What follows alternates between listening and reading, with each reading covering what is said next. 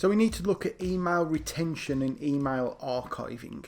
So I'm logged into the web version of Outlook here.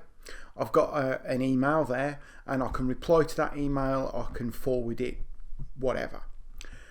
What will happen is after 12 months, this email will automatically archive.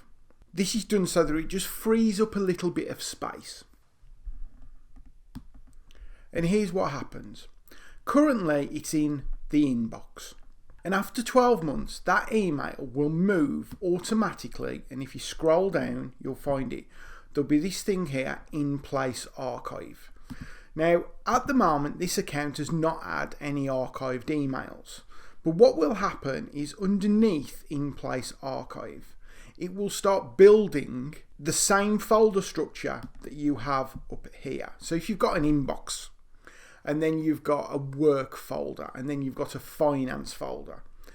As it's archiving things, underneath in place archive, you will see inbox, work, finance.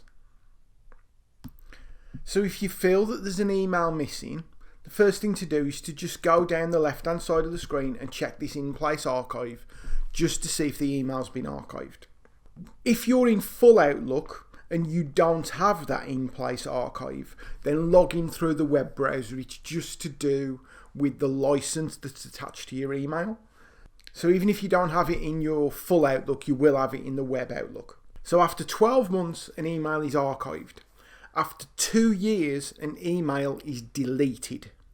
This is for GDPR purposes. We're not allowed to keep things longer than we absolutely have to. 2 years is a nice safe bet. So after 2 years, emails are deleted to keep us in line with GDPR.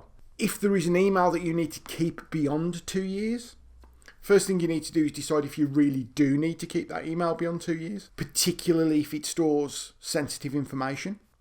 If you do need to keep that email, then you'd either need to save it or export it from Outlook and keep it somewhere safe. So, emails will go into your inbox. You can move them around folders, you can reply to them, you can forward them, whatever. After 12 months, they will move into in-place archive, which will start replicating the folders that you have. And then after 2 years, it will be deleted so that we're in compliance with GDPR.